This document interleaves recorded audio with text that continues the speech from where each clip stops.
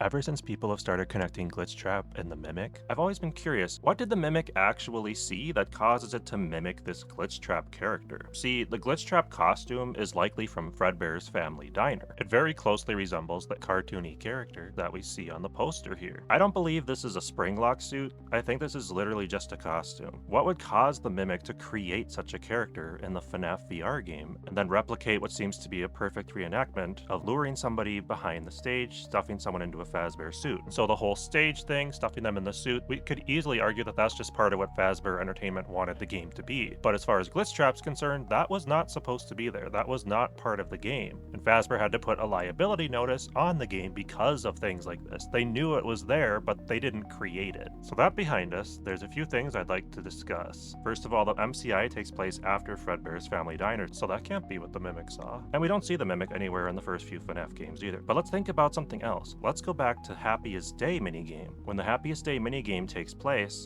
the puppet passes several other tables with children seated at them. I've seen discussions on whether these kids are also dead or if they are just background characters that aren't real, that the puppet put there to help give the crying child his happiest day to make him really feel like he's at the party or whatever. The actually dead children are all grayed out, whereas these other children have full color and are just fake. But what if this was actually a huge lore drop that Scott was going to come back to at some point? In his second interview with Daco, Scott mentions how he likes to introduce a topic and then he'll come back to it later to kind of flesh it out. This would be a perfect example of that. So what if this was actually showing us that these victims were a separate batch of Afton murders, completely different from the MCI children and DCI children? Essentially, this means that these are the very first victims that William Afton killed. So this idea ties into the secret of the Mimic. 3 of the 5 children's masks appear to correspond to characters that we're already starting to see pop up in the Secret of the Mimic trailer and screenshots. And yes, I know the elephant mask isn't the same color, but since I'm seeing multiple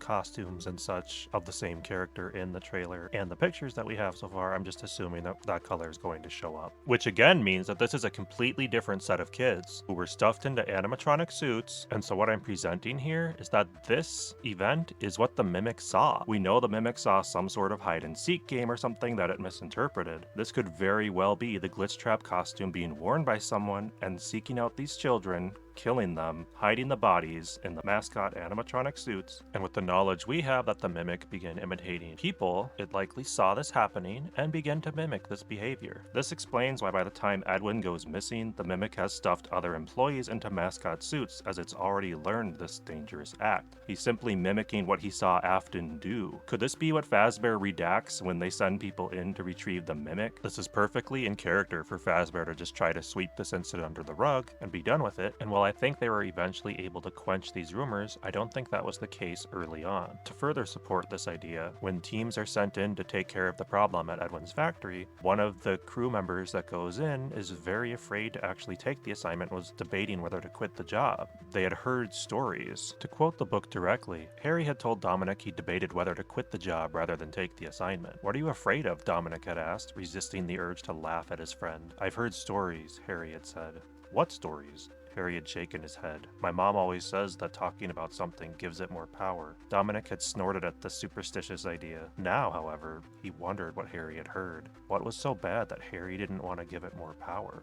This could be that very incident. So essentially how this would play out is that William killed this batch of kids, the Mimic sees him and watches him hide the bodies in the animatronic suits, misinterprets it, and proceeds to start killing people in a similar manner and hiding their bodies in suits, which is what we're literally seeing in the Secret of the Mimic trailer. As far as Afton's concerned, this could also explain why he's not allowed to go into juniors in the Midnight Motorist game. See, if Fazbear Entertainment was unsuccessful in quenching these rumors, then William Afton is going to be the first person that people look at in connection to these children's deaths. He has a really bad reputation with the public because they do believe that he should be behind bars, which mirrors the Silver Eyes trilogy really well, where they know that William committed murders, but they can't pin it on him because they don't have enough evidence. And since they don't have enough evidence to prove anything, this ultimately just gets scrubbed away by Fazbear, which funny enough solves another FNAF mystery. If we think back to FNAF 4 with the pigtailed girl, and when she says you'd better watch out, I hear they come to life at night, and if you die, die, they hide your body and never tell anyone. What this girl's talking about is something that did really happen, but it's only rumors, just how Fazbear wants it. After all, rumors are just rumors, and we can laugh at them. Just like Fazbear tries to make people laugh and help wanted, the kids in FNAF 4 can literally laugh about this because they have no idea that people have actually died. But bringing the discussion back to Happiest Day and Secret of the Mimic, the gist of what I'm trying to say is that the fact that we're seeing these kinds of characters show up in the Secret of the Mimic, I can't help but start connecting the idea that those kids that we're seeing in Happiest Day are directly connected to these animatronics that we're starting to see in Secret of the Mimic. Each kid's mask corresponds to the specific animatronic that they were possessing. And even the fact that